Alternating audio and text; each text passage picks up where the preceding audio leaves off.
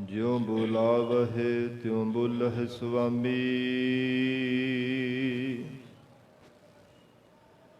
ਕੁਦਰਤ ਕਵਣ ਹਮਾਰੀ।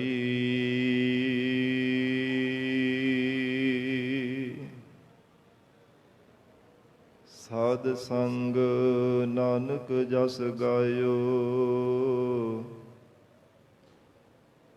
ਜੋ ਪ੍ਰਭ ਕੀ ਅਤ ਪਿਆਰੀ।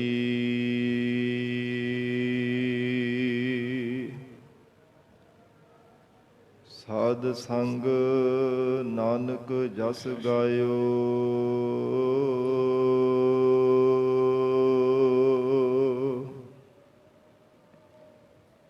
ਜੋ ਪ੍ਰਭ ਕੀ ਅਤ ਪਿਆਰੀ।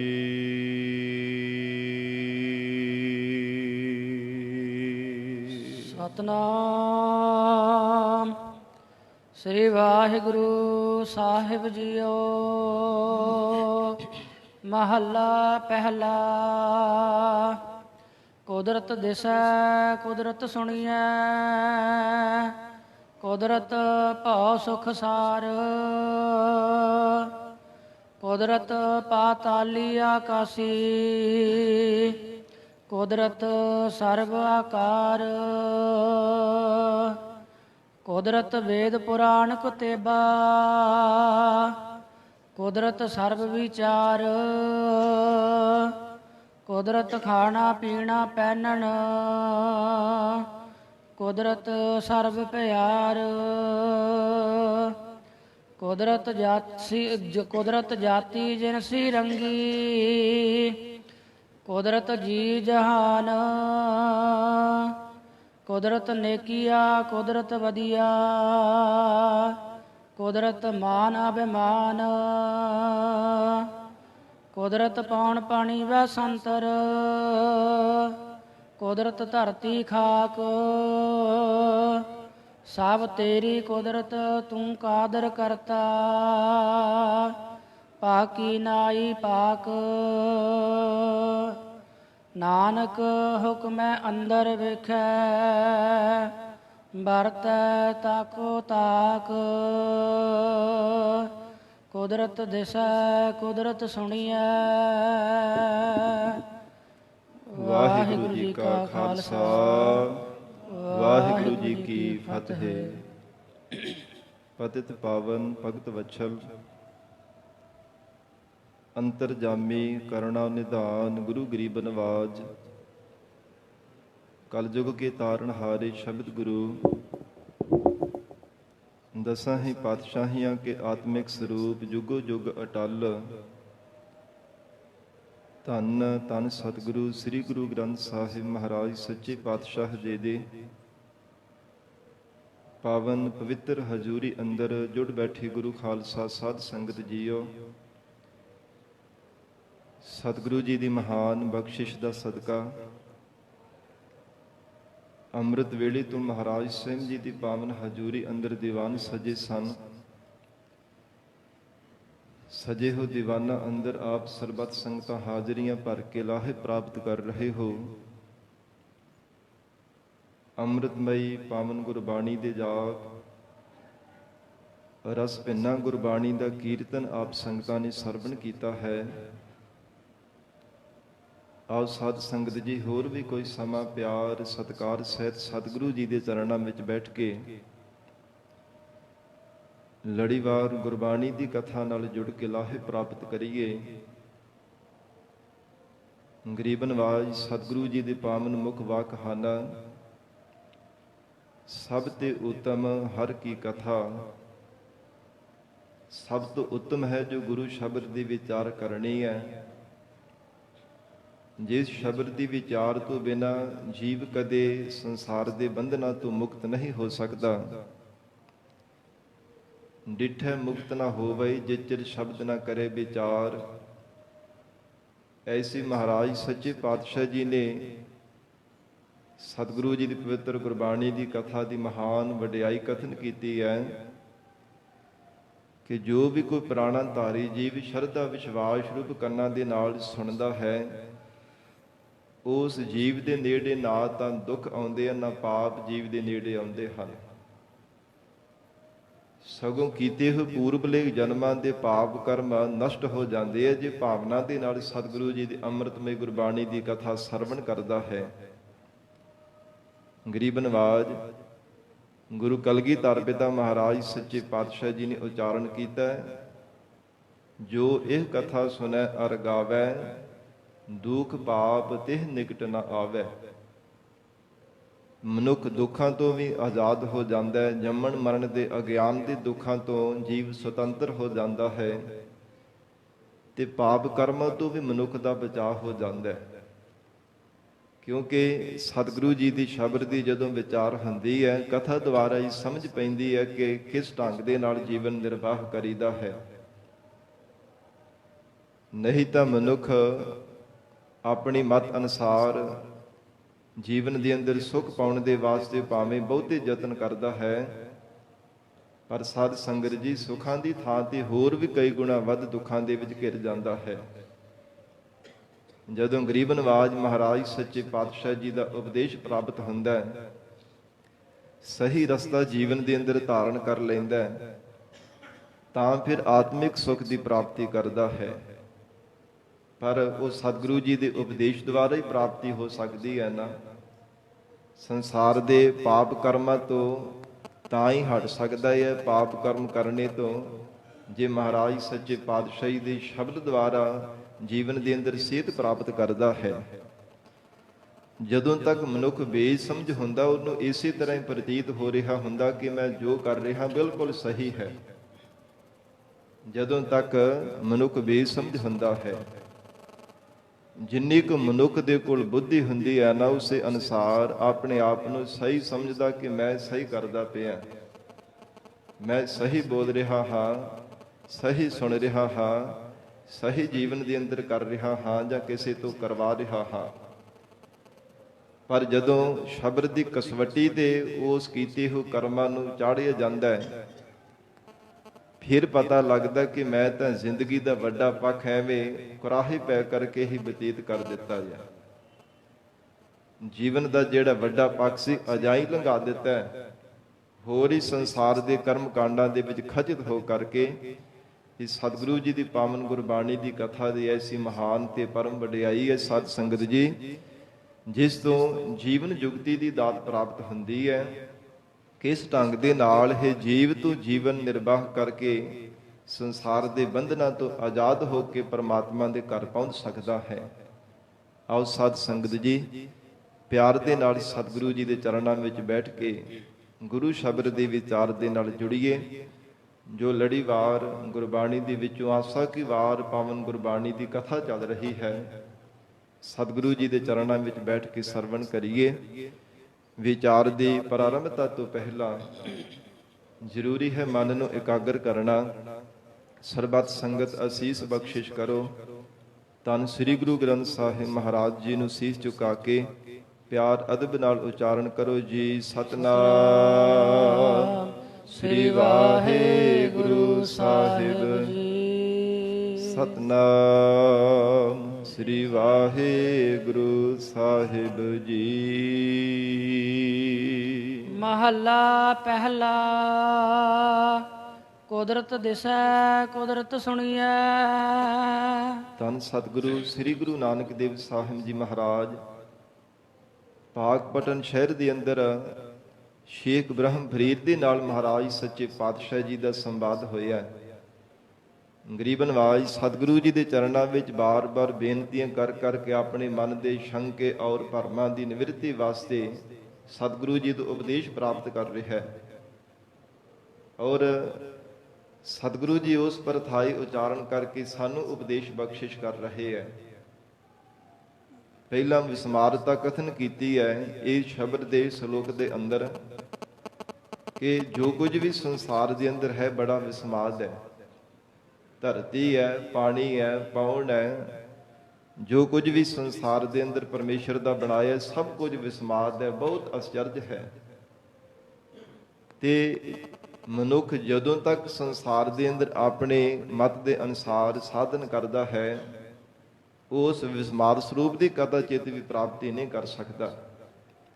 ਮਹਾਰਾਜ ਸੱਚੇ ਪਾਤਸ਼ਾਹ ਕਹਿੰਦੇ ਹਨ हे प्राणधारी जीव, ਵਾਹਿਗੁਰੂ ਦੇ ਸਰੂਪ ਦੀ ਐਸੀ ਅਚਰਜਤਾ ਹੈ, ਤੂੰ ਆਪਣੇ ਬੁੱਧੀ ਦੇ ਬਲ ਕਰਕੇ ਵੀ ਪ੍ਰਮਾਤਮਾ ਨੂੰ ਨਹੀਂ ਜਾਣ ਸਕਦਾ। ਭਾਵੇਂ ਜਿੰਨਾ ਮਰਜ਼ੀ ਯਤਨ ਕਰ ਕਰਕੇ ਦੇਖ ਲੈ, ਪਰ ਸਤਿਗੁਰੂ ਜੀ ਦੀ ਬਖਸ਼ਿਸ਼ ਤੋਂ ਬਿਨਾਂ ਕਦੇ ਤੂੰ ਪ੍ਰਮਾਤਮਾ ਦੇ ਸਰੂਪ ਨੂੰ ਨਹੀਂ ਜਾਣ ਸਕਦਾ। ਔਰ ਹਜੂਰ ਹੁਣ ਪਰਮੇਸ਼ਰ ਦੀ ਸ਼ਕਤੀ ਕਥਨ ਕਰ ਰਹੇ ਆ। ਜੋ ਰੰਗਾਂ ਰੰਗਾਂ ਦੇ ਸੰਸਾਰ ਭਰ ਦੇ ਜੀਵ ਜੰਤੂ ਪੈਦਾ ਕੀਤੇ ਹਨ, ਤਮਾਮ ਸ੍ਰਿਸ਼ਟੀ ਦੇ ਅੰਦਰ ਜੀਵ ਜੰਤੂਆਂ ਦੀ ਪੈਦਾਇਸ਼ ਕੀਤੀ ਹੈ। ਭਾਵੇਂ ਤਤ ਹਨ, ਭਾਵੇਂ ਜੜ, ਭਾਵੇਂ ਜੰਗਮ ਜੀਵ ਹਨ, ਚੱਲਣ ਫਿਰਨ ਵਾਲੇ, ਭਾਵੇਂ ਇੱਕ ਥਾਂ ਤੇ ਟਿਕੇ ਰਹਿਣ ਵਾਲੇ ਹੈ। ਭਾਵ ਇਹ ਕਹਿ ਲਈਏ ਕਿ ਜੋ ਕੁਝ ਵੀ ਪਰਮੇਸ਼ਰ ਦਾ ਪੈਦਾ ਕੀਤਾ, ਹਰ ਇੱਕ ਦੇ ਅੰਦਰ ਪ੍ਰਮਾਤਮਾ ਨੇ ਸ਼ਕਤੀ ਪਾਈ ਹੈ। ਸ਼ਕਤੀ ਕਰਕੇ ਹੀ ਹਰ ਕੋਈ ਮਨੁੱਖ ਟਿਕਿਆ ਹੋਇਆ।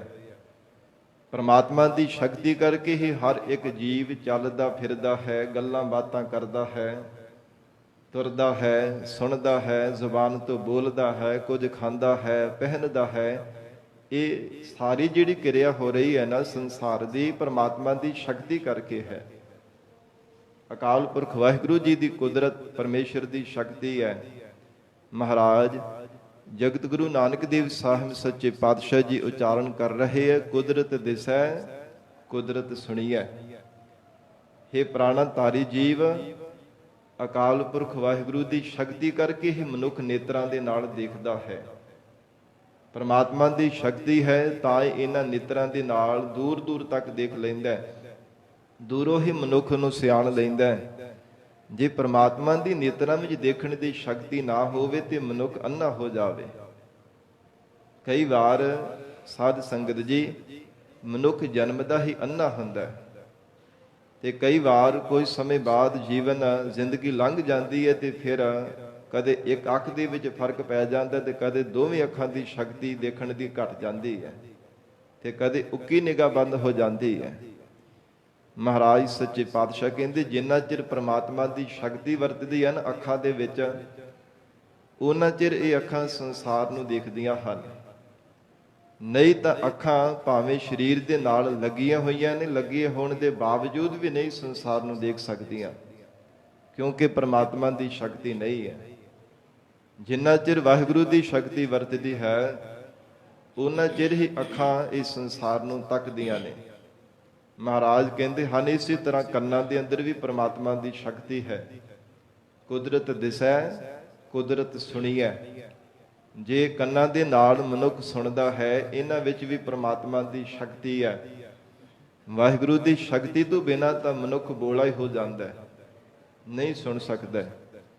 ਔਰ ਸਾਧ ਸੰਗਤ ਜੀ, ਅਚੇਤ ਹੋ ਕਰਕੇ ਜਿੰਨਾ ਚਿਰ ਜੀਵ ਰਹਿੰਦਾ ਹੈ ਨਾ, ਉਹਨਾਂ ਚਿਰ ਪਰਮਾਤਮਾ ਦੀ ਸ਼ਕਤੀ ਤੋਂ ਹੀਣਾ ਹੋ ਕੇ ਆਪਣੀ ਜ਼ਿੰਦਗੀ ਨਿਰਵਾਹ ਕਰ ਰਿਹਾ ਹੁੰਦਾ ਹੈ।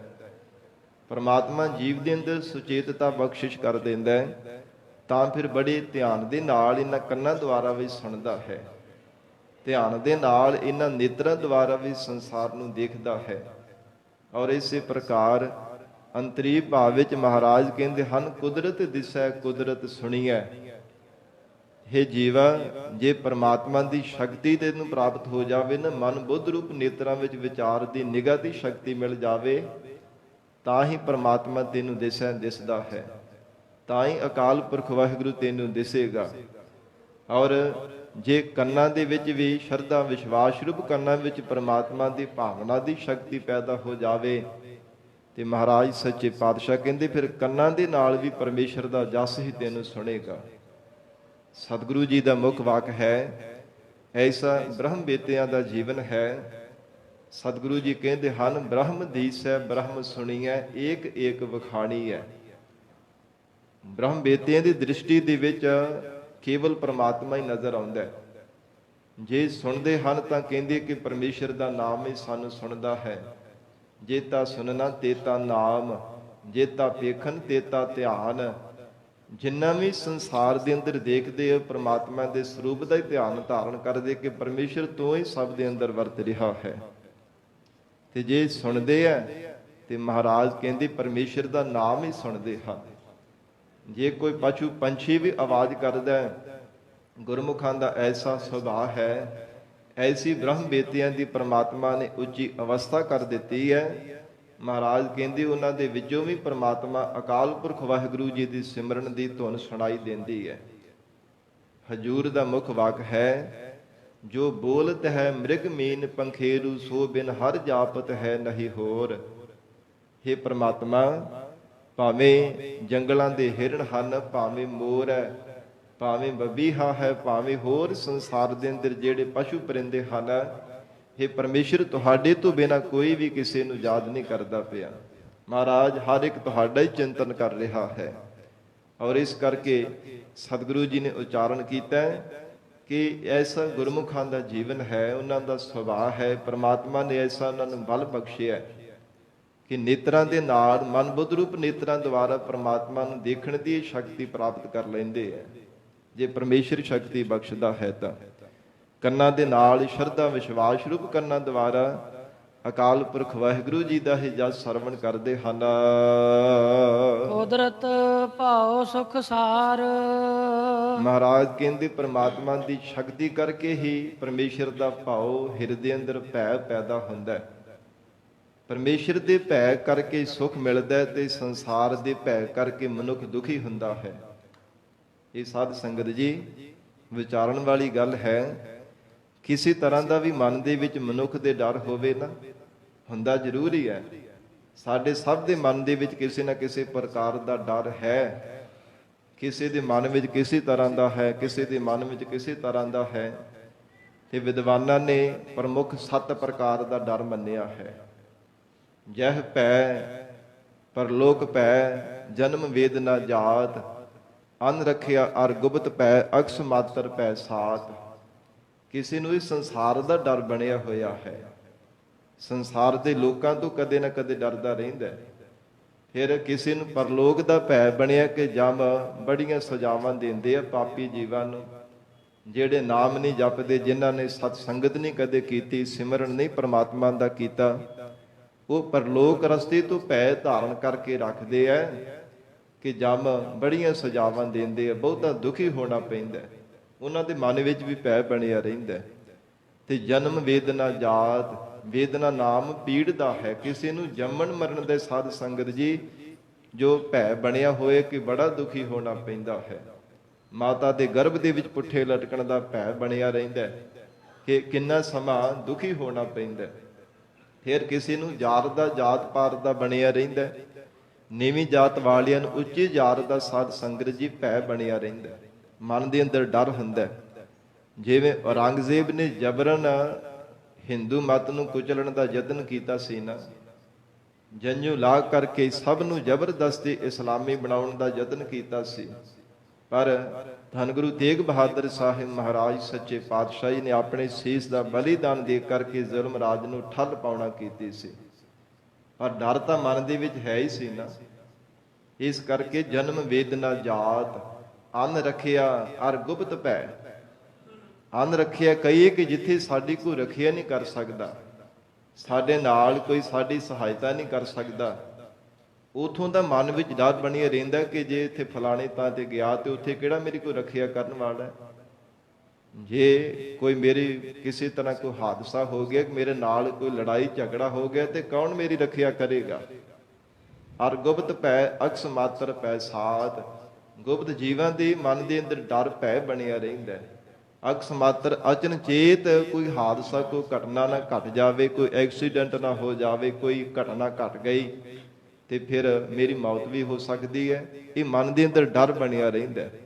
ਇਹ 7 ਪ੍ਰਕਾਰ ਦਾ ਵਿਸ਼ੇਸ਼ ਕਰਕੇ ਭੈ ਜੀਵਾਂ ਦੇ ਮਨਾਂ ਦੇ ਅੰਦਰ ਹੈ। ਤੇ 8ਵਾਂ ਭੈ ਹੈ ਸਾਧ ਸੰਗਤ ਜੀ ਮੌਤ ਦਾ।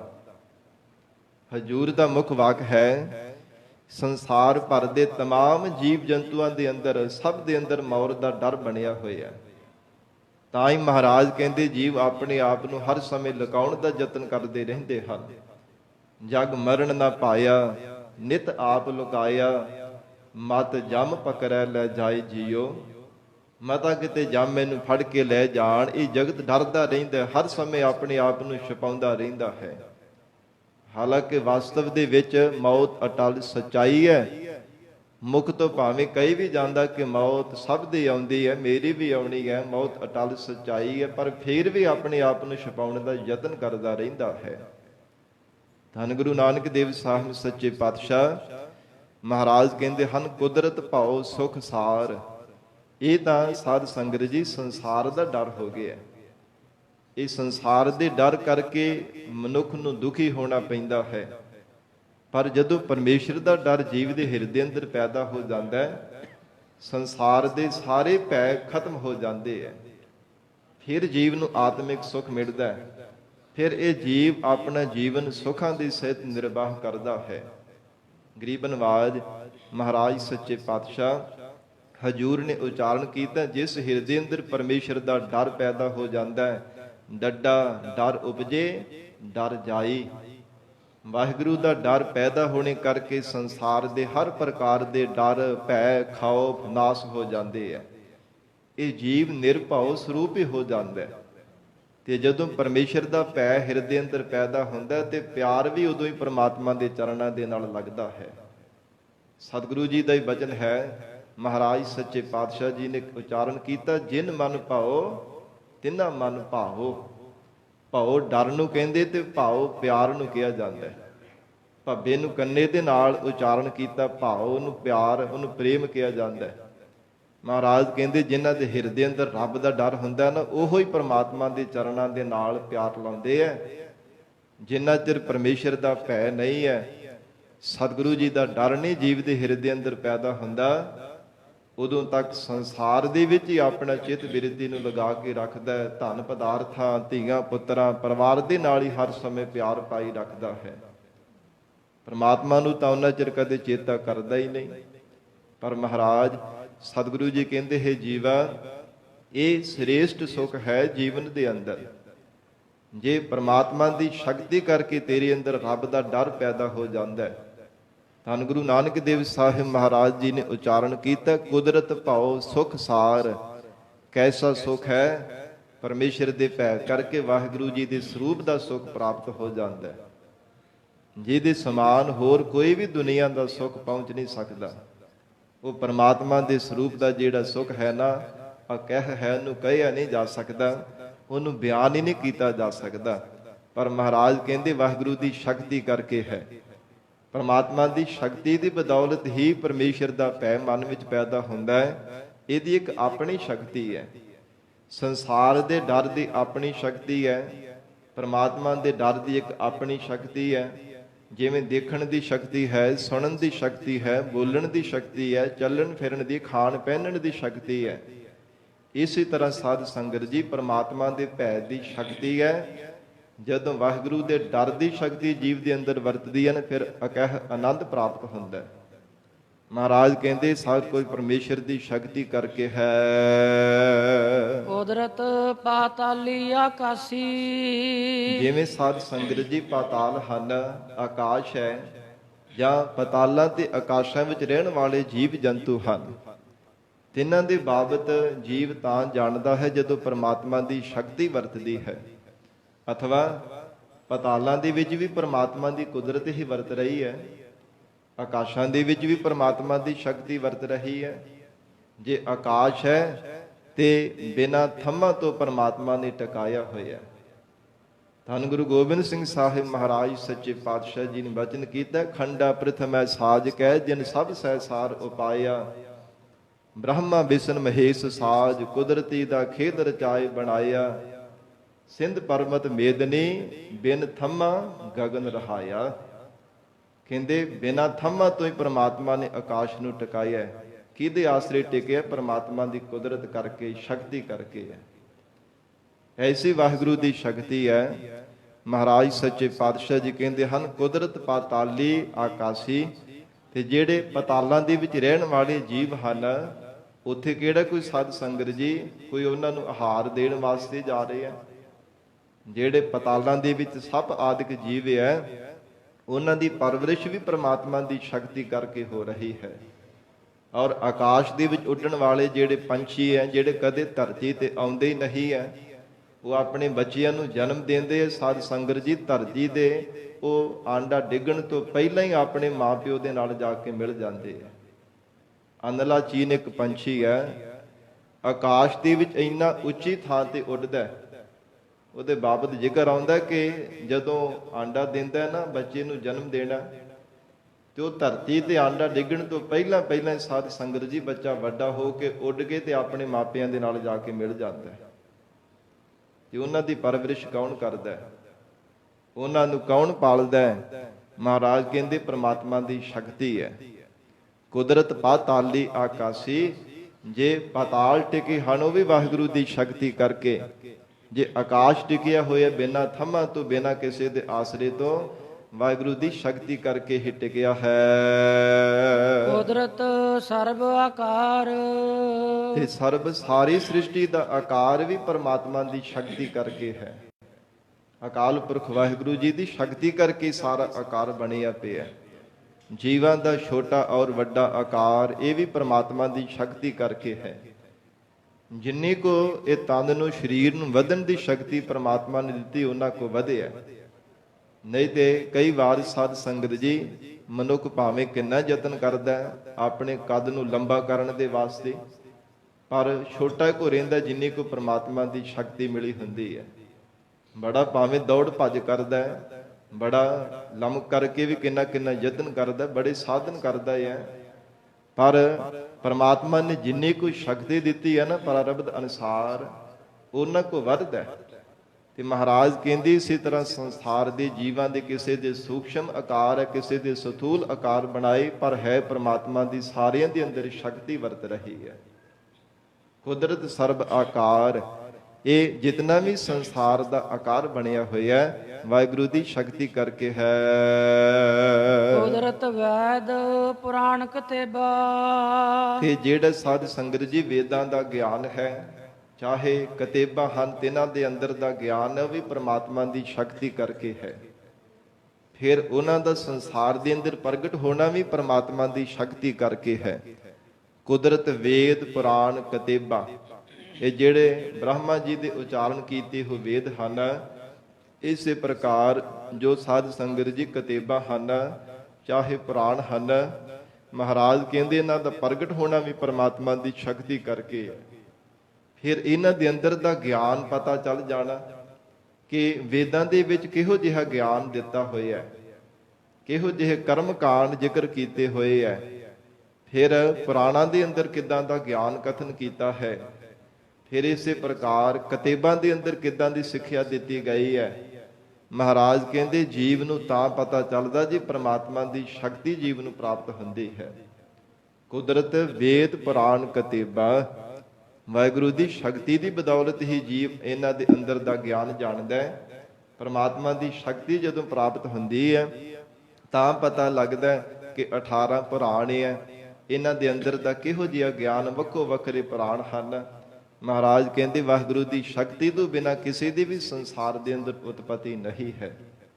ਇਹਨਾਂ ਦੇ ਅੰਦਰ ਦਾ ਗਿਆਨ ਵੀ ਤਾਂ ਹੀ ਉਜਾਗਰ ਹੋਇਆ ਜੇ ਪ੍ਰਮਾਤਮਾ ਦੀ ਸ਼ਕਤੀ, ਵਾਹਿਗੁਰੂ ਦੀ ਕਲਾ ਵਰਤੀ ਹੈ। ਔਰ ਕੁਦਰਤ ਸਰਬ ਵਿਚਾਰ, ਔਰ ਸਤਿਗੁਰੂ ਜੀ ਕਹਿੰਦੇ ਹਨ ਸਰਬ ਜਿੰਨੀਆਂ ਵੀ ਸੰਸਾਰ ਭਰ ਦੇ ਜੀਵਾਂ ਦੀਆਂ ਵਿਚਾਰਾਂ ਹਨ, ਇਹ ਵੀ ਜਾਣੋ ਕਿ ਪ੍ਰਮਾਤਮਾ ਦੀ ਕੁਦਰਤ ਕਰਕੇ ਹਨ।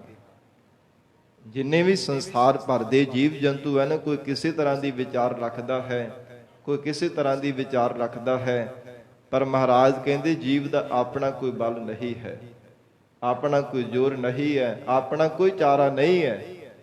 ਪਰਮਾਤਮਾ ਦੀ ਸ਼ਕਤੀ ਕਰਕੇ ਹੀ ਹੈ। ਕੁਦਰਤ ਸਰਬ ਵਿਚਾਰ, ਤੇ ਉਹ ਪਰਮਾਤਮਾ ਆਪਣੀ ਸ਼ਕਤੀ ਕਰਕੇ ਸੰਸਾਰ ਦੇ ਸਾਰੇ ਜੀਵਾਂ ਦੇ ਬਾਬਤ ਵਿਚਾਰਾਂ ਕਰੀ ਜਾਂਦਾ ਹੈ। ਇੱਕ ਇੱਕ ਜੂਨ ਦੇ ਵਿੱਚ ਕਿੰਨੇ ਕਿੰਨੇ ਰੰਗਾਂ ਰੰਗਾਂ ਦੇ ਜੀਵ ਜੰਤੂ ਪਰਮੇਸ਼ਰ ਦੇ ਬਣਾਏ ਪੈਦਾ ਕੀਤੇ ਆ, ਤੇ ਫਿਰ ਸਾਰੇ ਜੀਵਾਂ ਦਾ ਫਿਕਰ ਕਰਨਾ, ਵਿਚਾਰ ਕਰਨੀ, ਪ੍ਰਾਰਬਧ ਅਨੁਸਾਰ ਉਹਨਾਂ ਨੂੰ ਦਾਤਾਂ ਦੇਣੀਆਂ। ਮਹਾਰਾਜ ਕਹਿੰਦੇ ਵੀ ਪਰਮਾਤਮਾ ਦੀ ਸ਼ਕਤੀ ਹੈ। ਔਰ ਇਸੇ ਪ੍ਰਕਾਰ ਜਿਹੜੇ ਸੰਸਾਰ ਦੇ ਅੰਦਰ ਦੇਵੀ ਸ਼ਕਤੀਆਂ ਦੀ ਪਰਮਾਤਮਾ ਨੇ ਡਿਊਟੀ ਲਗਾਈ ਹੋਈ ਹੈ।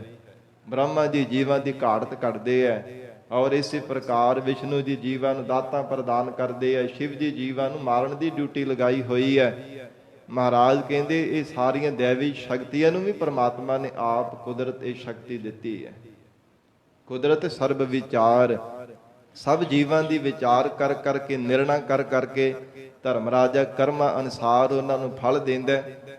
ਉਹ ਵੀ ਤਾਂ ਪਰਮਾਤਮਾ ਦੀ ਸ਼ਕਤੀ ਕਰਕੇ ਹੀ ਹੈ ਨਾ। ਨਹੀਂ ਤਾਂ ਧਰਮ ਰਾਜੇ ਦੇ ਵੀ ਇੰਨੇ ਸਿਆਣੇ ਤੇ ਚੰਚਲ ਸੰਸਾਰ ਦੇ ਚਤਰ ਚਲਾਕ ਲੋਕ ਹੈ, ਉਹਦੇ ਵੀ ਅੱਖੀਂ ਘੱਟਾ ਪਾ ਸਕਦੇ ਆ। ਪਰ ਪਰਮਾਤਮਾ ਨੇ ਉਹਨੂੰ ਸ਼ਕਤੀ ਦਿੱਤੀ ਹੈ ਵੀ ਕਿੱਦਾਂ ਦੇ ਸੰਸਾਰ ਦੇ ਜੀਵ ਜੰਤੂ ਹੈ, ਕਿਹੋ ਜਿਹੇ ਢੰਗ ਦੇ ਨਾਲ ਉਹਨਾਂ ਦੇ ਕਰਮ ਹਨ, ਕਿਹੋ ਜਿਹੇ ਢੰਗ ਦੇ ਨਾਲ ਉਹਨਾਂ ਦੀ ਸੰਸਾਰ ਦੀ ਰੂਪ ਰੇਖਾ ਹੈ। ਮਹਾਰਾਜ ਕਹਿੰਦੇ ਸਭ ਕੁਝ ਧਰਮ ਰਾਜਾ ਜਾਣਦਾ ਹੀ ਹੈ। ਪਰਮੇਸ਼ਰ ਨੇ ਉਹਨੂੰ ਸ਼ਕਤੀ ਦਿੱਤੀ ਹੈ। ਵਾਹਿਗੁਰੂ ਦੀ ਸ਼ਕਤੀ ਕਰਕੇ ਹੀ ਸਾਰਿਆਂ ਦੀ ਵਿਚਾਰ ਕਰਦਾ ਹੈ। ਕੁਦਰਤ ਖਾਣਾ ਪੀਣਾ ਪਹਿਨਣ। ਜੇਕਰ ਮਨੁੱਖ ਆਪਣੇ ਮੁਖ ਦੇ ਵਿੱਚ ਗਰਾਹੀ ਪਾਉਂਦਾ ਕੋਈ ਛਕਣ ਦੇ ਵਾਸਤੇ, ਕੁਝ ਖਾਣ ਦੇ ਲਈ, ਉਹ ਵੀ ਪਰਮਾਤਮਾ ਦੀ ਸ਼ਕਤੀ ਹੈ। ਨਹੀਂ ਤਾਂ ਸਾਧ ਸੰਗਤ ਜੀ ਉਹ ਵੀ ਤਾਂ ਜੀਵ ਹੈ ਜਿਵੇਂ ਜਿਨ੍ਹਾਂ ਦੇ ਦੋਵੇਂ ਹੱਥ ਨਹੀਂ ਹੈ ਤੇ ਖਾਣ ਜੋਗੇ ਆਪ ਨਹੀਂ, ਉਹ ਖਾ ਨਹੀਂ ਸਕਦੇ, ਉਹਨਾਂ ਦੇ ਕੋਲ ਖਾਣ ਦੀ ਸਮਰੱਥਾ ਵੀ ਨਹੀਂ ਹੈ। ਪਰਮਾਤਮਾ ਨੇ ਉਹਨਾਂ ਨੂੰ ਖਾਣ ਦੀ ਸ਼ਕਤੀ ਵੀ ਨਹੀਂ ਦਿੱਤੀ।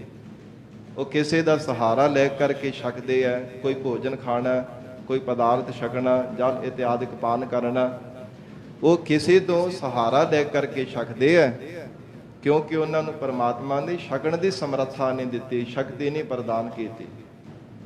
ਤੇ ਹਜੂਰ ਨੇ ਉਚਾਰਨ ਕੀਤਾ ਕੁਦਰਤ ਖਾਣਾ ਪੀਣਾ ਪਹਿਨਣ। ਜੇ ਤਨ ਤੇ ਕੱਪੜੇ ਧਾਰਨ ਕਰਨੇ ਵੀ ਪਰਮਾਤਮਾ ਦੀ ਸ਼ਕਤੀ ਹੈ। ਕੁਝ ਪਦਾਰਥ ਪੀਣਾ ਹੈ, ਚਾਹੇ ਕੋਈ ਛਕਣਾ ਹੈ, ਇਹ ਵੀ ਜਾਣੋ ਕਿ ਪਰਮਾਤਮਾ ਦੀ ਸ਼ਕਤੀ ਕਰਕੇ ਹੈ। ਔਰ ਇਸ ਪ੍ਰਕਾਰ ਸੰਸਾਰ ਦੇ ਅੰਦਰ ਸਾਧ ਸੰਗਤ ਜੀ ਜਿਹੜੇ 36 ਪ੍ਰਕਾਰ ਦੇ ਭੋਜਨ ਹਨ, ਮਹਾਰਾਜ ਸੱਚੇ ਪਾਤਸ਼ਾਹ ਕਹਿੰਦੇ ਪਰਮਾਤਮਾ ਦੀ ਸ਼ਕਤੀ ਕਰਕੇ ਹੀ ਮਨੁੱਖ ਛਕਦਾ ਹੈ। ਪਰਮਾਤਮਾ ਦੀ ਸ਼ਕਤੀ ਕਰਕੇ ਹੀ ਖਾਂਦਾ ਹੈ, ਪੀਂਦਾ ਹੈ, ਪਹਿਨਦਾ ਹੈ। ਜੇ ਪਰਮਾਤਮਾ ਦੀ ਸ਼ਕਤੀ ਨਾ ਹੋਵੇ ਤੇ ਸਾਧ ਸੰਗਤ ਜੀ ਕਈ ਵਾਰ ਢਿੱਡ ਭਰਨ ਦੇ ਵਾਸਤੇ ਮਨੁੱਖ ਦੇ ਕੋਲ ਅਨਾਜ ਤੱਕ ਵੀ ਨਹੀਂ ਹੁੰਦਾ। ਜੇ ਪਰਮਾਤਮਾ ਦੀ ਸ਼ਕਤੀ ਨਹੀਂ ਹੈ ਨਾ, ਵਾਹਿਗੁਰੂ ਦੀ ਸ਼ਕਤੀ ਨਾ ਹੋਣੇ ਕਰਕੇ ਕਈ ਵਾਰ ਪੇਟ ਭਰਨ ਦੇ ਵਾਸਤੇ ਵੀ ਮਨੁੱਖ ਦੇ ਕੋਲ ਛਕਣ ਵਾਸਤੇ ਕੁਝ ਨਹੀਂ ਹੁੰਦਾ। ਜੇ ਕਈ ਵਾਰ ਪੀਣ ਵਾਸਤੇ ਪਾਣੀ ਵੀ ਨਹੀਂ ਹੁੰਦਾ, ਪਹਿਨਣ ਦੇ ਵਾਸਤੇ ਤਨ ਤੇ ਕੱਪੜਾ ਆਦਿਕ ਵੀ ਕੁਝ ਨਹੀਂ ਹੁੰਦਾ, ਕਿਉਂਕਿ ਪਰਮਾਤਮਾ ਦੀ ਸ਼ਕਤੀ ਨਹੀਂ ਪ੍ਰਾਪਤ ਹੋਈ। ਵਾਹਿਗੁਰੂ ਦੀ ਸ਼ਕਤੀ ਕਰਕੇ ਮਹਾਰਾਜ ਕਹਿੰਦੇ ਖਾਂਦਾ ਹੈ, ਪਦਾਰਥਾਂ ਨੂੰ ਪੀਂਦਾ ਹੈ, ਛਕਦਾ ਹੈ, ਤਨ ਦੇ ਕੱਪੜੇ ਵਸਤਰ ਆਦਿਕ ਧਾਰਨ ਕਰਦਾ ਹੈ। ਇਹ ਜਾਣੋ ਕਿ ਪਰਮੇਸ਼ਰ ਦੀ ਸ਼ਕਤੀ ਕਰਕੇ ਹੀ ਹੈ। ਕੁਦਰਤ ਸਰਬ ਵਿੱਚ ਪਿਆਰ। ਤੇ ਜੇ ਸੰਸਾਰ ਦੇ ਸਭ ਜੀਵਾਂ ਦੇ ਨਾਲ ਪਿਆਰ ਕਰਦੇ ਵੀ ਪਰਮਾਤਮਾ ਦੀ ਸ਼ਕਤੀ ਕਰਕੇ ਹੈ।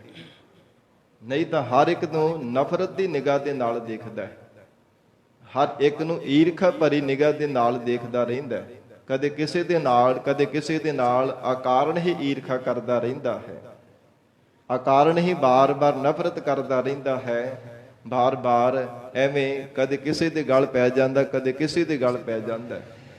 ਪਰ ਗਰੀਬ ਨਵਾਜ ਮਹਾਰਾਜ ਸੱਚੇ ਪਾਤਸ਼ਾਹ ਜੀ ਕਹਿੰਦੇ ਹਨ, ਜੇ ਵਾਹਿਗੁਰੂ ਦੀ ਸ਼ਕਤੀ ਪ੍ਰਾਪਤ ਹੋ ਜਾਂਦੀ ਹੈ ਨਾ, ਫਿਰ ਸਰਬ ਪਿਆਰ, ਸਭ ਦੇ ਨਾਲ ਪਿਆਰ ਕਰਦਾ, ਹਰ ਇੱਕ ਜੀਵ ਦੇ ਨਾਲ ਪਿਆਰ ਕਰਦਾ ਕਿ ਇਹ ਬਣਾਈ ਹੋਈ ਤਾਂ ਪਰਮਾਤਮਾ ਦੀ ਹੈ ਨਾ, ਸ੍ਰਿਸ਼ਟੀ ਜਿਹੜੀ ਹੈ ਹਰ ਇੱਕ ਦੇ ਅੰਦਰ ਪਰਮੇਸ਼ਰ ਹੀ ਵਰਤ ਰਿਹਾ ਹੈ ਨਾ।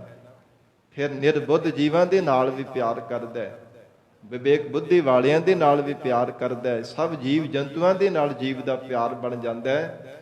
ਜਦੋਂ ਪਰਮਾਤਮਾ ਇਹ ਐਸੀ ਵਿਚਾਰ ਦੀ ਨਿਗਾਹ ਸ਼ਕਤੀ ਦੇ ਦਿੰਦਾ ਸਭ ਦੇ ਅੰਦਰ ਪਰਮਾਤਮਾ ਨੂੰ ਦੇਖਣ ਦੀ, ਫਿਰ ਅੱਗ ਦੇ ਹਰ ਇੱਕ ਦੇ ਨਾਲ ਪਿਆਰ ਕਰਦਾ। ਜਦੋਂ ਸਾਧ ਸੰਗਤ ਜੀ ਇਹ ਪ੍ਰਤੱਖ ਵੀ ਹੈ ਜੀਵਨ ਦੇ ਅੰਦਰ, ਮਨੁੱਖ ਨੂੰ ਜਦੋਂ ਪਤਾ ਲੱਗ ਜਾਂਦਾ ਨਾ ਕਿ ਸਾਡਾ ਇਹ ਮਨੁੱਖ ਫਲਾਣਾ ਬੰਦਾ ਸਾਡਾ ਆਪਣਾ ਹੀ ਹੈ, ਇਹ ਸੁਭਾਵਕ ਹੀ ਉਹਦੇ ਨਾਲ ਫਿਰ ਪਿਆਰ ਕਰਨ ਲੱਗ ਪੈਂਦਾ, ਉਹਦੇ ਨਾਲ ਪ੍ਰੇਮ ਬਣ ਜਾਂਦਾ।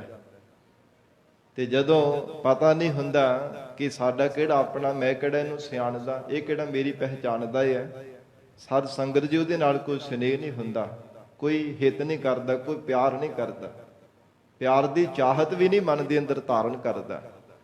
ਪਰ ਜਦੋਂ ਪਤਾ ਚੱਲ ਜਾਂਦਾ ਕਿ ਮੇਰਾ ਆਪਣਾ ਹੈ, ਤੇ ਫਿਰ ਨਾ ਚਾਹੁੰਦਾ ਹੋਇਆ ਵੀ ਉਹਦੇ ਨਾਲ ਪਿਆਰ ਕਰਨ ਲੱਗ ਪੈਂਦਾ ਹੈ, ਉਹਦਾ ਹੇਤੂ ਬਣ ਜਾਂਦਾ ਹੈ। ਔਰ ਇਸੇ ਪ੍ਰਕਾਰ ਜਦੋਂ ਪਰਮਾਤਮਾ ਦੀ ਸ਼ਕਤੀ ਪ੍ਰਾਪਤ ਹੁੰਦੀ ਹੈ ਨਾ ਸਾਧ ਸੰਗਤ ਜੀ, ਉਦੋਂ ਹਰ ਇੱਕ ਜੀਵ ਦੇ ਅੰਦਰ ਪਰਮਾਤਮਾ ਆਪਣਾ ਪਰਮੇਸ਼ਰ ਦਿਸਦਾ ਹੈ। ਤੇ ਜਦੋਂ ਪਰਮੇਸ਼ਰ ਆਪਣਾ ਦਿਸਦਾ ਕਿ ਪਰਮਾਤਮਾ ਤਾਂ ਮੇਰਾ ਆਪਣਾ ਹੀ ਸਰੂਪ ਹੈ, ਫਿਰ ਸਾਰੀ ਸ੍ਰਿਸ਼ਟੀ ਦੇ ਜੀਵ ਜੰਤੂਆਂ ਦੇ ਨਾਲ ਇਹ ਜੀਵ ਪਿਆਰ ਕਰਨਾ ਸ਼ੁਰੂ ਕਰ ਦਿੰਦਾ। ਨਹੀਂ ਤਾਂ ਕੋਈ ਭਲਾ ਦਿਸਦਾ ਹੈ ਤੇ ਕੋਈ ਬੁਰਾ ਦਿਸਦਾ ਹੈ, ਕੋਈ ਮੰਦਾ ਨਜ਼ਰ ਆਉਂਦਾ ਹੈ ਤੇ ਕੋਈ ਚੰਗਾ ਦਿਸਦਾ ਹੈ, ਕੋਈ ਗੁਣਵਾਨ ਤੇ ਕੋਈ ਔਗਣਹਾਰਾ, ਕੋਈ ਮਨਮੁਖ ਤੇ ਕੋਈ ਗੁਰਮੁਖ ਦਿਸਦਾ ਹੈ। ਮਹਾਰਾਜ ਕਹਿੰਦੇ ਕੋਈ ਚੋਰ ਤੇ ਕੋਈ ਸਾਧ ਦਿਸਦਾ ਹੈ, ਪਰ ਇਹ ਵੈ ਕਿ ਜਦੋਂ ਪ੍ਰਮਾਤਮਾ ਦੀ ਜਦੋਂ ਤੱਕ ਸ਼ਕਤੀ ਨਹੀਂ ਨਾ ਪ੍ਰਾਪਤ ਹੁੰਦੀ, ਉਦੋਂ ਤੱਕ ਇਹ ਸੰਸਾਰ ਦੇ ਅੰਦਰ ਇਦਾਂ ਦੀ ਖੇਡ ਵਰਤਦੀ ਰਹਿੰਦੀ ਹੈ। ਜਦੋਂ ਵਾਹਿਗੁਰੂ ਕਿਰਪਾ ਕਰ ਦਿੰਦਾ ਹੈ, ਜੀਵ ਦੇ ਅੰਦਰ ਆਪਣੀ ਸ਼ਕਤੀ ਪਾ ਦਿੰਦਾ ਹੈ, ਸੰਸਾਰ ਦੇ ਅੰਦਰ ਵਿਚਾਰ ਦੀ ਨਿਗਾਹ ਦੀ ਸ਼ਕਤੀ ਜਦੋਂ ਦਿੰਦਾ ਹੈ ਨਾ, ਫਿਰ ਸਾਰੀ ਖਲਕਰ ਦੇ ਨਾਲ ਪਿਆਰ ਕਰਦਾ ਕਿ ਹਰ ਇੱਕ ਘਟ ਦੇ ਅੰਦਰ ਪਰਮਾਤਮਾ ਬੈਠਾ ਹੋਇਆ। ਫਰੀਦਾ ਖਾਲਕ ਖਲਕ ਮਹਿ ਖਲਕ ਵਸੈ ਰੱਬ ਮਾਹੇ। ਹਰ ਇੱਕ ਖਲਕਰ ਦੇ ਅੰਦਰ, ਛੋਟੇ ਛੋਟੇ ਜੀਵਾਂ ਦੇ ਅੰਦਰ, ਵੱਡੇ ਆਕਾਰ ਦੇ ਜੀਵਾਂ ਦੇ ਅੰਦਰ ਪਰਮੇਸ਼ਰ ਆਪ ਬੈਠਾ ਹੋਇਆ ਹੈ। ਮਹਾਰਾਜ ਕਹਿੰਦੇ ਕੁਦਰਤ ਸਰਬ ਪਿਆਰ, ਵਾਹਿਗੁਰੂ ਦੀ ਸ਼ਕਤੀ ਕਰਕੇ ਜੀਵ ਸਭ ਦੇ ਨਾਲ ਪਿਆਰ ਕਰਦਾ ਹੈ।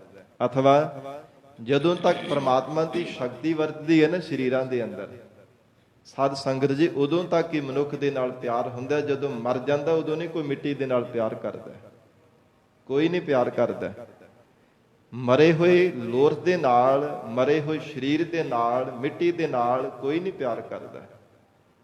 ਜਿੰਨਾ ਚਿਰ ਪ੍ਰਮਾਤਮਾ ਦੀ ਸ਼ਕਤੀ ਵਰਤਦੀ ਹੈ, ਤੇ ਜਦੋਂ ਮਨੁੱਖ ਦੀ ਮੌਤ ਹੋ ਜਾਂਦੀ ਹੈ ਨਾ, ਸਾਰੇ ਡੱਕੇ ਤੋੜ ਕੇ ਲਾਂਭੇ ਹੋ ਜਾਂਦੇ ਆ। ਮਹਾਰਾਜ ਸੱਚੇ ਪਾਤਸ਼ਾਹ ਜੀ ਦਾ ਮੁੱਖ ਵਾਕ ਹੈ ਗੁਰਬਾਣੀ ਅੰਦਰ। ਸਤਿਗੁਰੂ ਜੀ ਕਹਿੰਦੇ ਹਨ, ਘਰ ਕੀ ਨਾਰ ਉਰੇ ਸੰਗ ਲਾਗੀ, ਉਹ ਤੋਂ ਭੂਤ ਭੂਤ ਕਰ ਭਾਗੀ। ਪਰਿਵਾਰ ਦੇ ਵਿੱਚ ਮਨੁੱਖ ਦਾ ਸਭ ਤੋਂ ਜ਼ਿਆਦਾ ਪਿਆਰ ਹੁੰਦਾ ਆਪਣੀ ਘਰਵਾਲੀ ਦੇ ਨਾਲ, ਪਤਨੀ ਦੇ ਨਾਲ। ਭਾਵੇਂ ਧੀਆਂ ਪੁੱਤਰਾਂ ਨਾਲ ਵੀ ਹੁੰਦਾ, ਮਾਤਾ ਪਿਤਾ ਦੇ ਨਾਲ ਵੀ ਹੁੰਦਾ, ਪਰ ਪਤਨੀ ਨੂੰ ਅਰਧੰਗੀ ਜਾਣ ਕਰਕੇ ਕਿ ਇਹ ਮੇਰੀ ਆਪਣੀ, ਇਹਦੇ ਨਾਲ ਵੱਧ ਕਰਕੇ ਮੈਂ ਕਿਹਦੇ ਨਾਲ ਕਰ ਸਕਦਾ।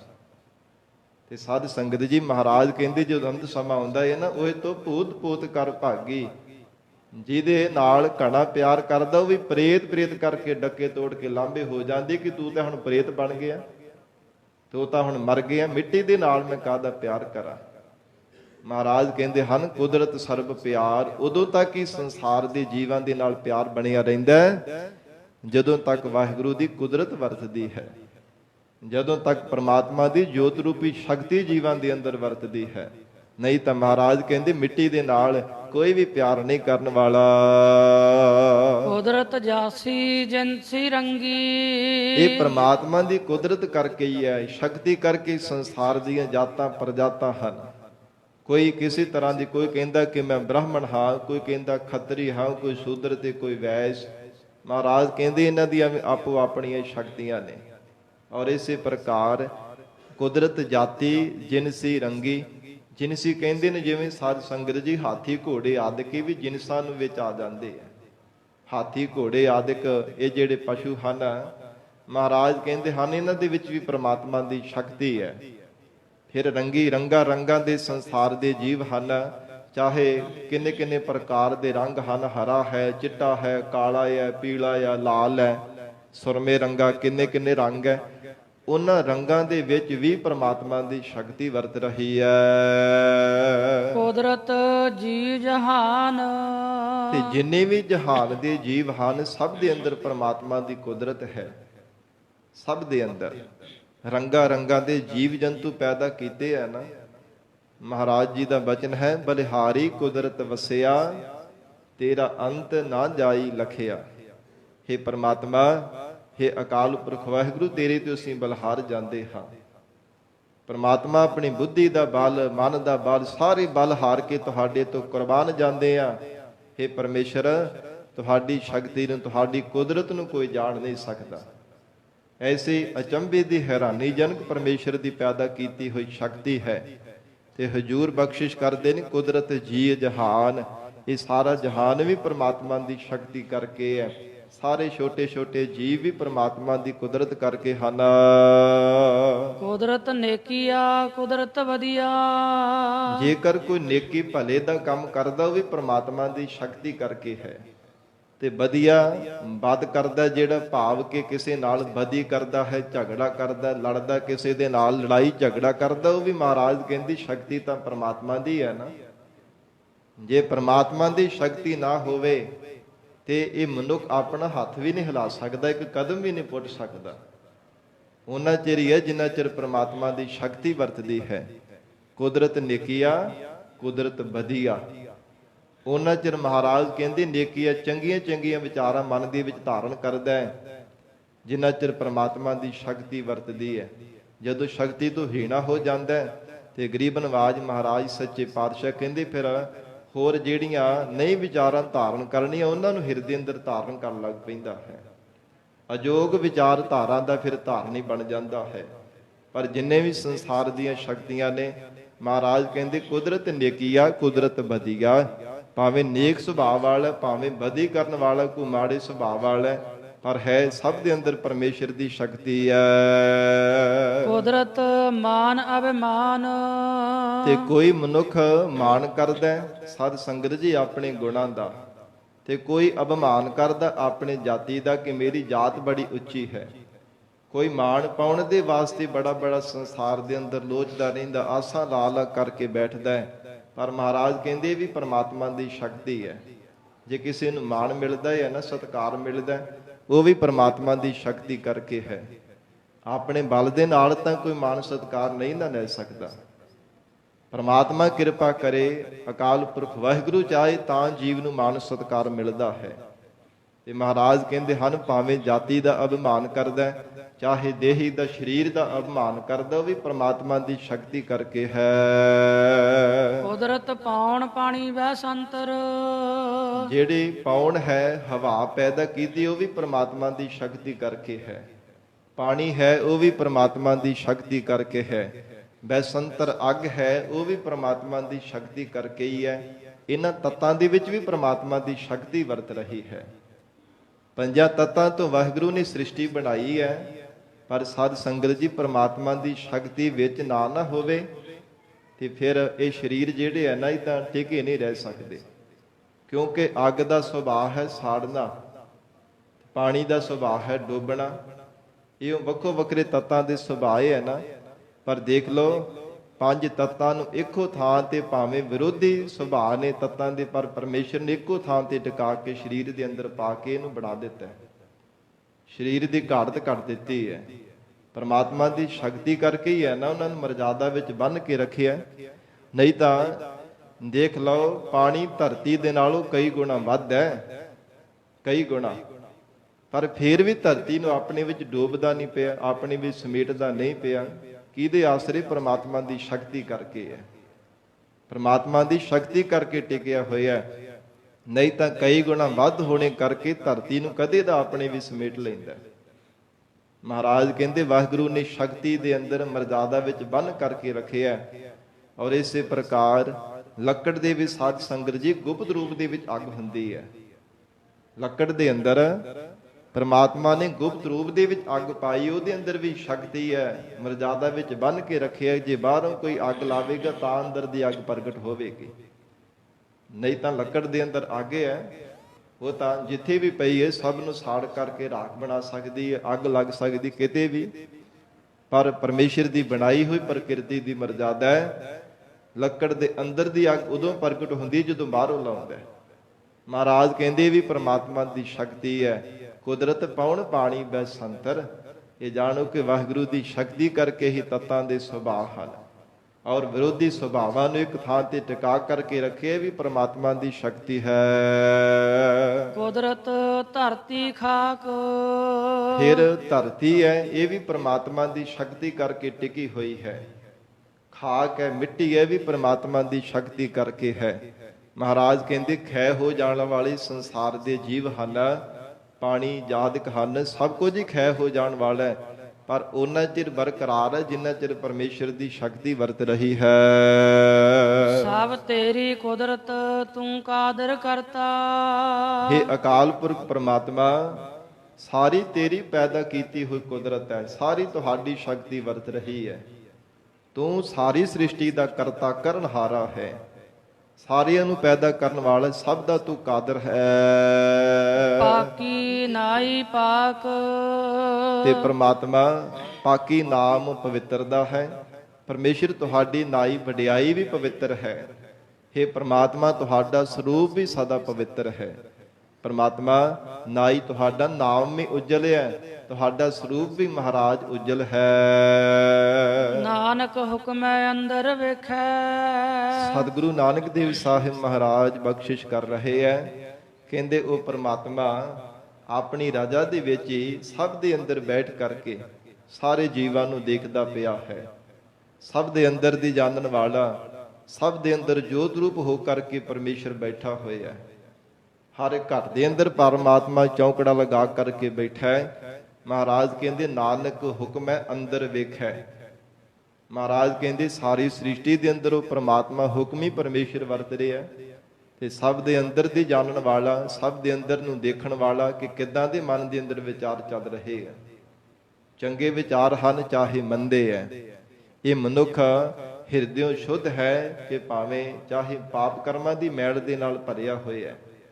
ਮਹਾਰਾਜ ਸੱਚੇ ਪਾਤਸ਼ਾਹ ਕਹਿੰਦੇ ਪਰਮੇਸ਼ਰ ਸਭ ਦੇ ਅੰਦਰ ਬੈਠਾ ਹੋਇਆ, ਸਭ ਦੇ ਅੰਦਰ ਨੂੰ ਦੇਖਦਾ ਪਿਆ ਹੈ। ਵਰਤੈ ਤਾਕੋ ਤਾਕ।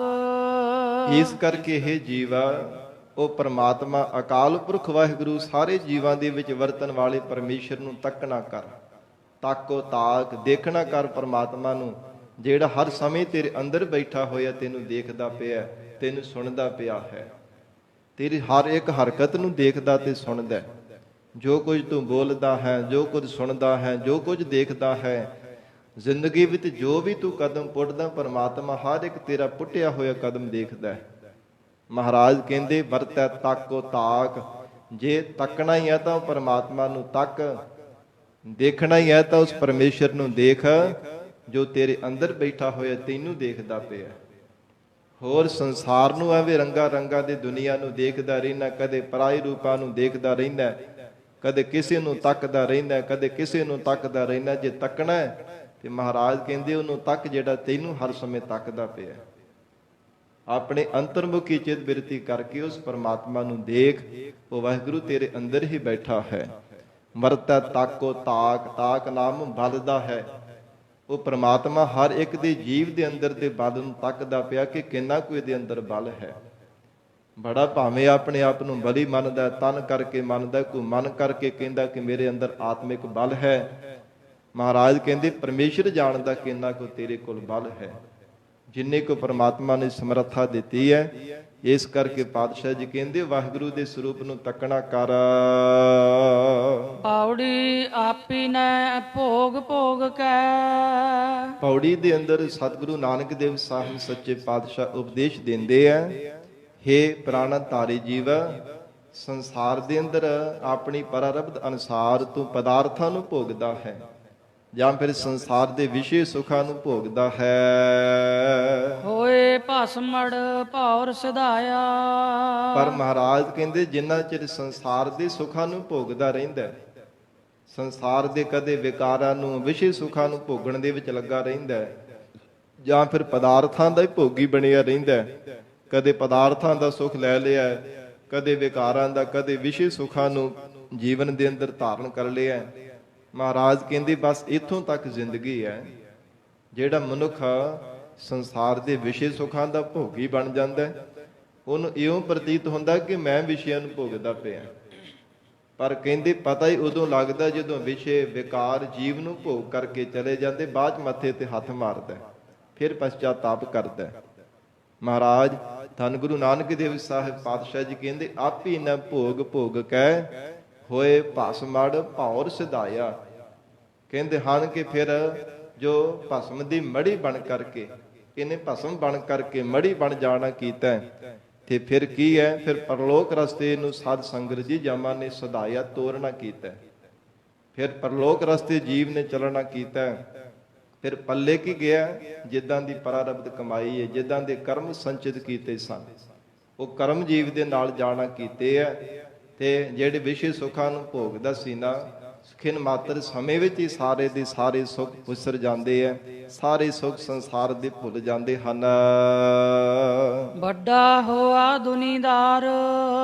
ਮਹਾਰਾਜ ਕਹਿੰਦੇ ਸੰਸਾਰ ਦੇ ਅੰਦਰ ਬੜਾ ਵੱਡਾ ਦੁਨੀਆਦਾਰੀ ਰੱਖਦਾ ਹੋਇਆ ਕਹਿੰਦਾ ਕਿ ਮੈਂ ਸਭ ਤੋਂ ਵੱਡਾ ਹਾਂ, ਧਨ ਕਰਕੇ, ਪਦਾਰਥਾਂ ਕਰਕੇ ਬੜੀ ਅਮੀਰੀ ਹੈ ਮੇਰੇ ਘਰ ਦੇ ਵਿੱਚ। ਕੌਣ ਹੈ ਜਿਹੜਾ ਮੇਰੀ ਬਰਾਬਰਤਾ ਕਰ ਸਕਦਾ? ਵੱਡਾ ਹੋਵਾ ਦੁਨੀਦਾਰ, ਬੜਾ ਵੱਡਾ ਆਪਣੇ ਆਪ ਨੂੰ ਬਣ ਕਰਕੇ ਦੱਸਦਾ ਹੈ। ਉੱਚੀ ਕੁਲ ਦੇ ਵਿੱਚ ਮੇਰਾ ਜਨਮ ਹੋਇਆ, ਫਿਰ ਚੰਗੇ ਖਾਨਦਾਨ ਦੇ ਵਿੱਚੋਂ ਆ। ਇਦਾਂ ਦੇ ਕਈ ਤਰ੍ਹਾਂ ਦਾ ਵੱਡਪਣ ਆਪਣਾ ਜਣਾਉਂਦਾ ਰਹਿੰਦਾ।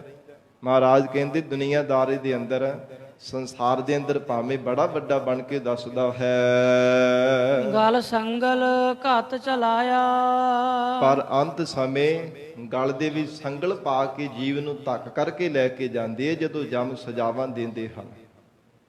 ਪਰਮੇਸ਼ਰ ਦੇ ਭਜਨ ਕੀਤੇ ਤੋਂ ਬਿਨਾਂ, ਵਾਹਿਗੁਰੂ ਦਾ ਸ਼ੁਕਰਾਨਾ ਕੀਤੇ ਤੋਂ ਬਿਨਾਂ ਕਿ ਪ੍ਰਮਾਤਮਾ ਕਿੰਨੇ ਸੁੱਖ ਮੈਨੂੰ ਤੂੰ ਬਖਸ਼ੇ ਹੈ। ਹੇ ਵਾਹਿਗੁਰੂ, ਸਭ ਦਾਤਾਂ ਤੇਰੀਆਂ ਬਖਸ਼ੀਆਂ। ਪ੍ਰਮਾਤਮਾ ਦਾ ਕਦੇ ਸ਼ੁਕਰਾਨਾ ਨਹੀਂ ਨਾ ਜਿਹੜਾ ਮਨੁੱਖ ਕਰਦਾ। ਮਹਾਰਾਜ ਕਹਿੰਦੇ ਸੰਸਾਰ ਦੇ ਵਿੱਚ ਭਾਵੇਂ ਜਿੰਨਾ ਮਰਜ਼ੀ ਵੱਡਾ ਬਣ ਕੇ ਦੱਸੇ ਖਾਂ, ਲੋਕਾਂ ਤੋਂ ਆਪਣੀ ਪੂਜਾ ਕਰਾ ਲਵੇ, ਧਨ ਪਦਾਰਥਾਂ ਦੇ ਬਲ ਕਰਕੇ ਬੜਾ ਮਾਣ ਵੀ ਲਈ ਜਾਵੇ ਲੋਕਾਂ ਤੋਂ, ਪਰ ਪਰਮਾਤਮਾ ਦੇ ਘਰ ਵਿੱਚ ਉਸ ਬੰਦੇ ਨੂੰ ਕਦੇ ਵੀ ਮਾਣ ਸਤਿਕਾਰ ਨਹੀਂ ਮਿਲਦਾ।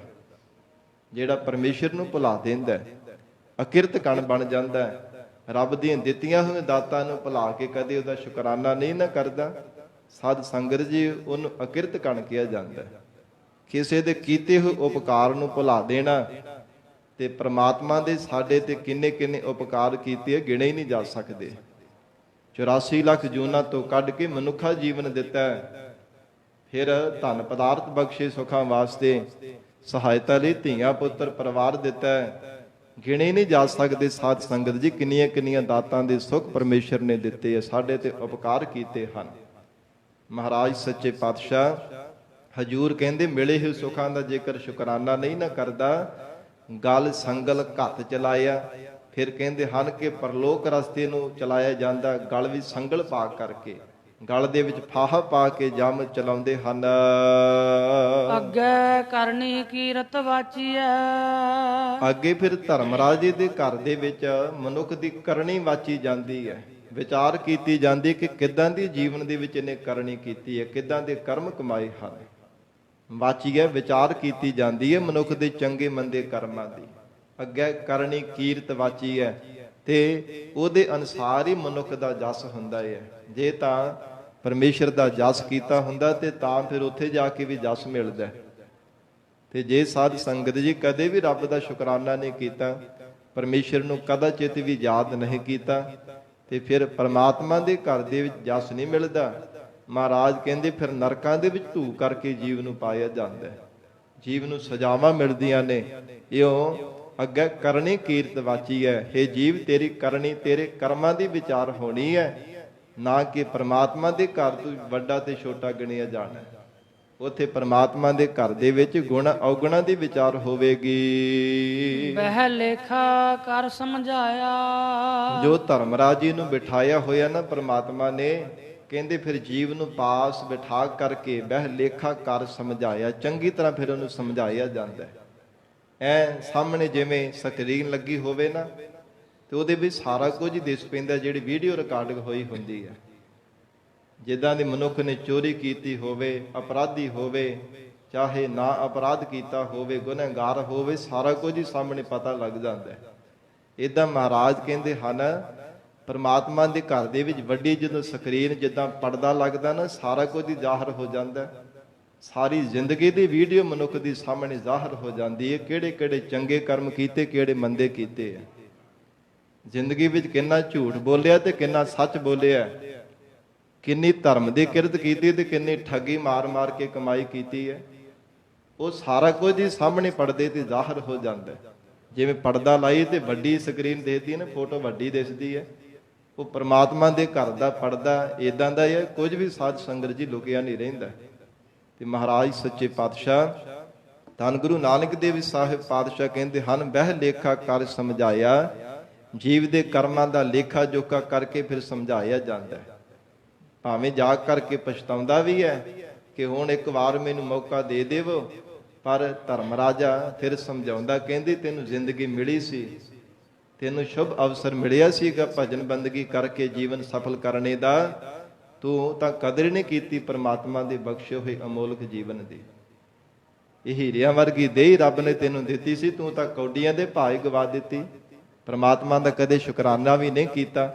ਮਹਾਰਾਜ ਕਹਿੰਦੇ ਇਉਂ ਬਿਠਾ ਕਰਕੇ ਜੀਵ ਨੂੰ ਸਮਝਾਇਆ ਜਾਂਦਾ ਹੈ। ਥਾਉ ਨਾ ਹੋਵੀ ਪਾਉ ਦੀ। ਸਤਿਗੁਰੂ ਸੱਚੇ ਪਾਤਸ਼ਾਹ ਜੀ ਮਹਾਰਾਜ ਕਹਿੰਦੇ ਹਨ, ਥਾਉ ਨਾ ਹੋਵੀ ਪਉਦੀ। ਪ੍ਰਮਾਤਮਾ ਦੇ ਘਰ ਵਿੱਚ ਥਾਉ ਨਹੀਂ ਜੀਵ ਨੂੰ ਪ੍ਰਾਪਤ ਹੁੰਦੀ, ਭਾਵੇਂ ਜਿੰਨਾ ਮਰਜ਼ੀ ਯਤਨ ਕਰਦਾ, ਪਰ ਪਰਮੇਸ਼ਰ ਦੇ ਭਜਨ ਕੀਤੇ ਤੋਂ ਬਿਨਾ, ਗੁਰੂ ਵਾਲੇ ਬਣੇ ਤੋਂ ਬਿਨਾ ਮਨਮੁਖ ਜੀਵ ਨੂੰ, ਸਾਖਤ ਪੁਰਸ਼ ਨੂੰ ਕਦੇ ਵੀ ਪ੍ਰਮਾਤਮਾ ਦੇ ਘਰ ਵਿੱਚ ਥਾਉ ਨਹੀਂ ਮਿਲਦੀ। ਉੱਥੋਂ ਤਾਂ ਸਾਧ ਸੰਗਤ ਜੀ ਵੇ ਪੀਰਾ ਜਾਣ ਕੇ ਧੱਕੇ ਮਾਰ ਕੇ ਬਾਹਰ ਕੱਢਿਆ ਜਾਂਦਾ ਹੈ। ਮਹਾਰਾਜ ਜੀ ਦਾ ਵਚਨ ਹੈ, ਅੱਗੇ ਗਏ ਨਾ ਮੰਨੀਅਨ ਮਾਰ ਕੱਢੋ ਵੇ ਪੀਰ। ਜਿਹੜੇ ਨਿਗੁਰੇ ਜੀਵ ਹੁੰਦੇ ਆ, ਮਹਾਰਾਜ ਕਹਿੰਦੇ ਉਹਨਾਂ ਨੂੰ ਦਰਗਾਹ ਵਿੱਚੋਂ ਧੱਕੇ ਮਾਰ ਕੇ ਕੱਢਿਆ ਜਾਂਦਾ ਹੈ ਕਿ ਤੁਹਾਡੇ ਵਾਸਤੇ ਇੱਥੇ ਕੋਈ ਥਾਂ ਨਹੀਂ ਹੈ, ਪ੍ਰਮਾਤਮਾ ਦੇ ਘਰ ਤੁਹਾਡੀ ਪ੍ਰਵਾਨਗੀ ਨਹੀਂ ਹੈ। ਹੁਣ ਸੁਣੀਐ ਕਿਆ ਰੂ ਆਇਆ। ਤੇ ਸਾਧ ਸੰਗਤ ਜੀ ਫਿਰ ਜਦੋਂ ਕਰਮਾਂ ਦਾ ਹਿਸਾਬ ਕਿਤਾਬ ਹੁੰਦਾ ਹੈ, ਸੁਣਦਾ ਹੈ ਕਿੰਨੀਆਂ ਕਿੰਨੀਆਂ ਭੈੜੀਆਂ, ਕਿੰਨੀਆਂ ਦੁਖਦਾਇਕ ਸਜ਼ਾਵਾਂ ਮਿਲਦੀਆਂ, ਤੇ ਫਿਰ ਸੁਣ ਕਰਕੇ ਰੋਂਦਾ, ਭੁੱਬਾ ਮਾਰ ਮਾਰ ਕਰਕੇ ਰੋਂਦਾ। ਹੁਣ ਸੁਣੀਐ ਕਿਆ ਰੂ ਆਇਆ। ਮਹਾਰਾਜ ਕਹਿੰਦੇ ਰੋਂਦਾ ਹੀ ਹੈ, ਕਰਲਾਉਂਦਾ ਹੀ ਹੈ, ਪਰ ਉਦੋਂ ਤਾਂ ਸਮਾਂ ਲੰਘ ਗਿਆ ਹੁੰਦਾ ਹੈ ਨਾ। ਅਬ ਪਛਤਾਇਆ ਕਿਆ ਕਰੇ ਜਬ ਚਿੜੀਆ ਚੁਗ ਗਈ ਖੇਤ। ਜ਼ਿੰਦਗੀ ਦਾ ਖੇਤ ਜਦੋਂ ਚੁਗਿਆ ਜਾਂਦਾ ਨਾ, ਸਵਾਸਾਂ ਰੂਪੀ ਚੋਗਾ ਚੁਗਿਆ ਜਾਂਦਾ, ਦਾਣਾ ਬੀਜ ਚੁਗੇ ਜਾਂਦੇ ਆ, ਤੇ ਫਿਰ ਪੱਲੇ ਕੁਝ ਵੀ ਰਹਿ ਜਾਂਦਾ। ਜਦੋਂ ਸਵਾਸ ਸਾਰੇ ਬੰਦੇ ਦੇ ਖਤਮ ਹੋ ਜਾਂਦੇ ਆ, ਫਿਰ ਪੱਲੇ ਕੇਵਲ ਪਛਤਾਵਾ। ਪਰ ਬਾਅਦ ਪਛਤਾਉਣ ਦਾ, ਪਛਤਾਇਆ ਹੋਇਆ ਕਿਸੇ ਵੀ ਕੰਮ ਨਹੀਂ ਆਉਂਦਾ, ਕਿਸੇ ਲੇਖੇ ਵਿੱਚ ਨਹੀਂ ਪੈਂਦਾ। ਸੋ ਇਸ ਪ੍ਰਕਾਰ ਹਜੂਰ ਕਹਿੰਦੇ ਹੁਣ ਸੁਣੀਆ ਕਿਆ ਰੂ ਆਇਆ। ਫਿਰ ਬਾਰ-ਬਾਰ ਰੋਂਦਾ, ਕਰਲਾਉਂਦਾ ਵੀ ਬਾਰ-ਬਾਰ ਕਹਿੰਦਾ ਕਿ ਮੈਂ ਇਹ ਕੰਮ ਨਹੀਂ ਕੀਤਾ, ਪਰ ਸਾਹਮਣੇ ਜ਼ਾਹਰ ਹੋਣੇ ਕਰਕੇ ਫਿਰ ਮੰਨਣਾ ਹੀ ਪੈਂਦਾ ਹੈ। ਮਨ ਅੰਦਰ ਜਨਮ ਗਵਾਇਆ। ਸਤਿਗੁਰੂ ਜੀ ਸਮਾਪਤੀ ਦੀਆਂ ਪੰਕਤੀਆਂ ਵਿੱਚ ਬਖਸ਼ਿਸ਼ ਕਰ ਰਹੇ ਹੈ। ਇਸ ਅੰਨੇ ਅੰਧਤਾਈ ਵਿੱਚ ਵਰਤਣ ਵਾਲੇ ਮਨ ਨੇ ਮਿਲਿਆ ਹੋਇਆ ਅਮੋਲਕ ਜੀਵਨ ਅਜਾਈਂ ਗਵਾ ਲਿਆ ਹੈ। ਮਨ ਅੰਧਾ ਜਨਮ ਗਵਾਇਆ। ਕਿਵੇਂ ਅਮੋਲਕ ਮਿਲਿਆ ਹੋਇਆ ਜੀਵਨ ਅਜਾਈਂ ਗਵਾ ਲਿਆ? ਇਸ ਜੀਵ ਨੇ ਅੰਧਤਾਈ ਕਰਕੇ, ਅਗਿਆਨਤਾ ਦੀ ਗਾਫਲਤਾਈ ਕਰਕੇ, ਅਗਿਆਨ ਦੇ ਹਨੇਰੇ ਕਰਕੇ, ਸਤਿਗੁਰੂ ਜੀ ਤੋਂ ਗਿਆਨ ਦਾ ਪ੍ਰਕਾਸ਼ ਨਾ ਪ੍ਰਾਪਤ ਹੋਣੇ ਕਰਕੇ ਹੀ ਜੀਵ ਨੇ ਅੰਨੇ ਹੋਣੇ ਕਰਕੇ ਆਪਣਾ ਜੀਵਨ ਜਿਹੜਾ ਹੈ ਉਹ ਸੰਸਾਰ ਦੇ ਮੋਹ ਰੂਪੀ ਦਲਦਲ ਵਿੱਚ ਡਿੱਗ ਕਰਕੇ ਬਰਬਾਦ ਕਰ ਲਿਆ। ਮਹਾਰਾਜ ਕਹਿੰਦੇ ਪਰਮੇਸ਼ਰ ਦਾ ਕਦੇ ਵੀ ਸ਼ੁਕਰਾਨਾ ਨਹੀਂ ਕੀਤਾ। ਸਤਿਗੁਰੂ ਜੀ ਕਿਰਪਾ ਕਰਨ, ਪਾਵਨ ਉਪਦੇਸ਼ ਸਾਡੇ ਹਿਰਦਿਆਂ ਵਿੱਚ ਵਸ ਜਾਵੇ। ਗੁਰੂ ਬਚਨਾਂ ਦੀ ਕਮਾਈ ਕਰਕੇ ਜੀਵਨ ਸਫਲਾ ਬਣਾ ਸਕੀਏ ਜੀ। ਗੁਰਬਾਣੀ ਦੀ ਵਿਚਾਰ ਕਰਦਿਆਂ ਤੋਂ ਹੋਈਆਂ ਬੇਅੰਤ ਭੁੱਲਾਂ ਦੀ ਖਿਮਾ। ਧੰਨ ਸ੍ਰੀ ਗੁਰੂ ਗ੍ਰੰਥ ਸਾਹਿਬ ਜੀ ਮਹਾਰਾਜ ਆਪ ਸੰਗਤ ਬਖਸ਼ਣਹਾਰ ਹੋ। ਅਗਾਹ ਵਾਸਤੇ ਅਸੀਸ ਪਿਆਰ ਬਖਸ਼ਿਸ਼ ਕਰਨਾ ਜੀ। ਦੇਹੋ ਸੱਜਣ ਅਸੀਸੜੀਆ, ਜਿਉ ਹੋਵੈ ਸਾਹਿਬ ਸਿਓ ਮੇਲ। ਅੱਗੇ ਕਰਨੀ ਕੀਰਤ ਵਾਚੀਐ, ਬਹਿ ਲੇਖਾ ਕਰ ਸਮਝਾਇਆ। ਥਾਉ ਨਾ ਹੋਵੀ ਪਾਉ ਦੀ, ਹੁਣ ਸੁਣੀਐ ਕਿਆ ਰੋ ਆਇਆ। ਮਨ ਅੰਧੇ ਜਨਮ ਗਵਾਇਆ। ਵਾਹਿਗੁਰੂ ਜੀ ਕਾ ਖਾਲਸਾ, ਵਾਹਿਗੁਰੂ ਜੀ ਕੀ ਫਤਿਹ।